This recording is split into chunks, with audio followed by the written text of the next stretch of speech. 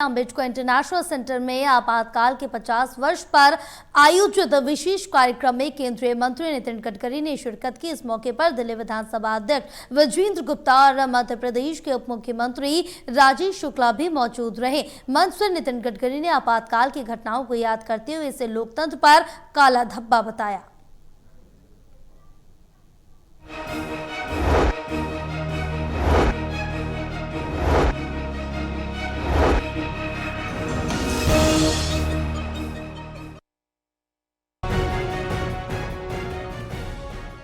कार्यक्रम के दौरान केंद्रीय मंत्री नितिन गडकरी ने कहा कि आपातकाल के समय जिन लोगों ने संघर्ष किया उनमें से कई आज भी हमारे बीच मौजूद है।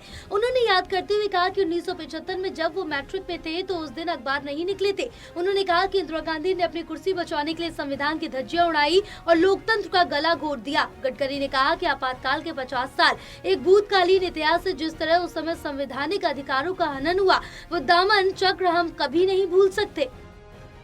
उस संघर्ष में जिनका बहुत बड़ा योगदान है, ऐसे अनेक लोग यहाँ आज उपस्थित है। वो सभी आदरणीय भाइयों और बहनों, सबसे पहले आज आपातकाल के जो 50 साल पूरे हुए हैं, ये एक भूतकालीन इतिहास है। आपातकाल क्यों लगा, इसका पहले पार्ट में हमको विचार करना चाहिए और आपातकाल के कार्यकाल में हमारे ऊपर किस प्रकार का अन्याय अत्याचार हुआ, पूरे देश में कैसा हुआ, ये दूसरा कार्यकाल, उसका दूसरा भाग हो सकता है। कि जिस दिन अखबार नहीं निकले, जिस प्रकार से दमन किया गया, जिस प्रकार से संवैधानिक अधिकारों का हनन किया गया, निरपराध लोगों को जिस प्रकार से maintenance of internal security act के अंदर जेल में अरेस्ट किया गया, और जो दमन चक्र था उसका इतिहास हम कभी भूल नहीं सकते।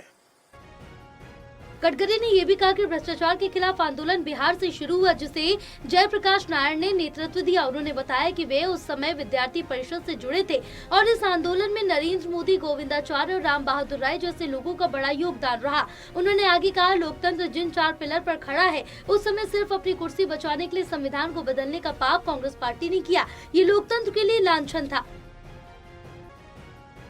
कार्यक्रम में वक्ताओं ने आपातकाल की घटनाओं को याद करते हुए इसे देश की लोकतांत्रिक व्यवस्था पर सबसे बड़ा आघात बताया और आने वाली पीढ़ियों को इससे सबक लेने की बात कही।